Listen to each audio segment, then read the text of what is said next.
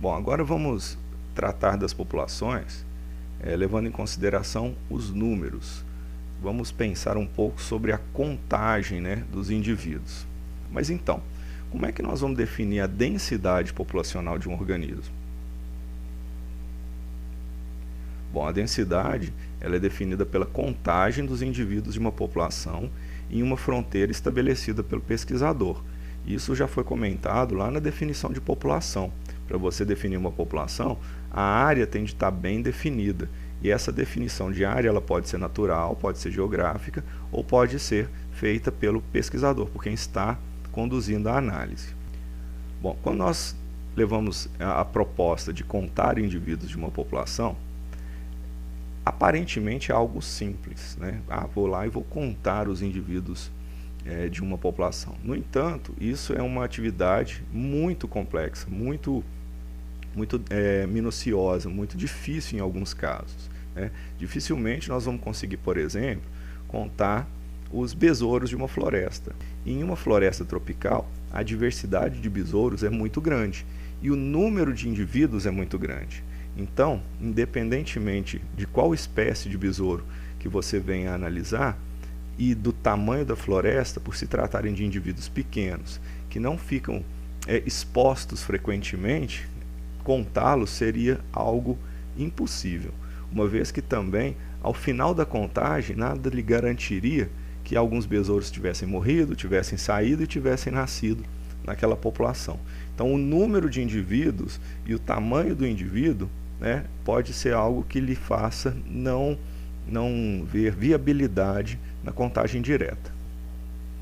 Aqui nós temos um exemplo, parece ser simples, né? É uma situação onde seria possível fazer uma contagem direta. No entanto, mesmo nessa condição aí, contar os indivíduos que estão presentes é algo um tanto quanto difícil, né? Se você analisar essa imagem, ela é um local onde uma espécie de ave chamada garça vaqueira, ela aninha para dormir. Então essa foto foi tirada na margem de uma lagoa no entardecer, onde elas estão se aninhando. Nesse momento você tem toda a população em um mesmo lugar. Toda ela está nesse momento no mesmo local. Todos são da mesma espécie, então configura-se realmente uma população. Agora, na teoria, seria então possível de contabilizá-los assim na contagem direta. Mas, se você parar aí alguns minutos e observar a imagem, você vai chegar à conclusão rapidamente que é algo um tanto quanto difícil, pois às vezes você não consegue identificar se o indivíduo ele está todo presente, se são dois indivíduos com a sobreposição de um para o outro, né? Mesmo sendo indivíduos unitários, nós não conseguimos, pela imagem, às vezes diferenciar um do outro se um estiver, por exemplo, sobreposto ao outro. E isso aqui, numa condição natural, ainda tem alguns elementos que tornam mais complicada a contagem direta, como, por exemplo, o fato desses animais não se manterem muito estáticos durante o período em que eles estão se aninhando.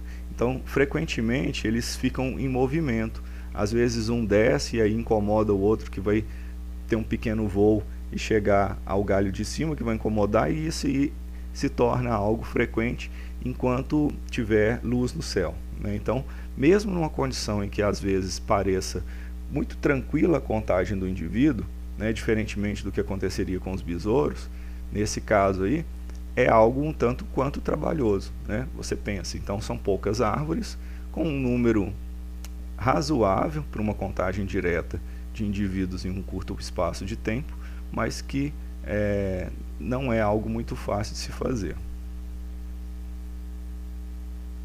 O que nós podemos fazer então, né, quando se tem situações como o caso dos besouros e até mesmo da imagem que aparece, onde é difícil às vezes de fazer uma contagem direta, uma contagem absoluta, se abrir mão de uma possibilidade chamada estimativa populacional, né? A estimativa ela se diferencia da contagem direta por não levar em consideração a contagem de todos os indivíduos, né, de todos os elementos dos espécimes que tem ali, e sim de uma pequena parte e usá-la como amostra para se quantificar a totalidade da população. Essa metodologia talvez seja mais aplicada na maioria dos estudos, uma vez que a ida a campo, né, o esforço amostral, muitas das vezes ele é dispendioso tanto do ponto de vista de gasto de tempo como de recursos financeiros, né, de fomento para pesquisa. Há uma colocação aqui que para fins de contagem o nascimento de um indivíduo é muitas das vezes empregado como ponto de partida de um ecólogo populacional, mas quando nós fizemos o estudo lá das faixas etárias dos indivíduos, nós fizemos essa colocação, que o indivíduo ele é contabilizado apenas depois do seu nascimento, né? Nós não consideramos fêmeas, prenhas e ovos como indivíduos pertencentes já à população. A população, então, ela pode ser representada pela densidade, né? Então, a densidade se refere a uma contagem de indivíduos por uma amostra, por uma unidade, por uma fração da área, né? Elas também podem levar em consideração não a contagem direta, e sim uma amostragem por biomassa. Um exemplo aqui é, por exemplo, uma população de 10 milhões de diatomáceas por metro cúbico de água, né? Ou você poderia ter a menção de 680 kg de árvore por hectare, né? São inúmeras as possibilidades, as formas com que você tem para estimar. É claro que 10 milhões de diatomáceas aparentemente é algo muito volumoso, né? Mas, como nós bem sabemos, diatomáceas são micro-organismos, então 10 milhões de diatomáceas qualificam aí uma biomassa um tanto quanto pequena, né? Aqui, só para ilustrar, estão as diatomáceas. E um outro fator que nós devemos levar em consideração é a abundância relativa. O que seria então essa abundância relativa? É uma das medidas mais praticadas e utilizadas pelos ecólogos para estudar a maioria dos grupos de organismos. E existem alguns motivos para que isso aconteça. O primeiro deles se refere a dificuldades que se tem para se contar determinados grupos de seres vivos, né? O exemplo acima, né, dos besouros qualifica muito bem isso, né? Seria praticamente então impossível contar todos os besouros de uma floresta. O próprio ninhal de garças ele se mostra em um primeiro momento algo possível de se contar, mas quando você vai a campo isso se torna muito difícil pelas razões citadas anteriormente, né?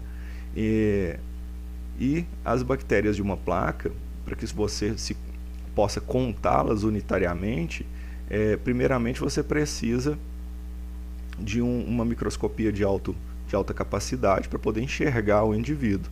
Então, se você bem se lembra de aulas de microbiologia, o que você conta são as pequenas colônias que eles se encontram, e se estima, a partir do número de colônias, o número de indivíduos, né, de espécimes que tem na amostra. Assim, então, uma abundância relativa ela pode estar correlacionada ao tempo, sendo muito útil para se medir uma população foco, né? A população de análise que você tem como objeto de estudo. Além disso, esse tipo de análise, de medida, ela pode ser obtida por meio de estimativas e não da contagem absoluta. Você faz uma amostra, você determina o número de indivíduos que se encontram naquela área amostra e replica pela área total de ocorrência da população ou do teu estudo. Então podemos definir a abundância relativa como o tamanho populacional de uma espécie em um determinado habitat, que você escolhe, que você ou o pesquisador determina para a análise.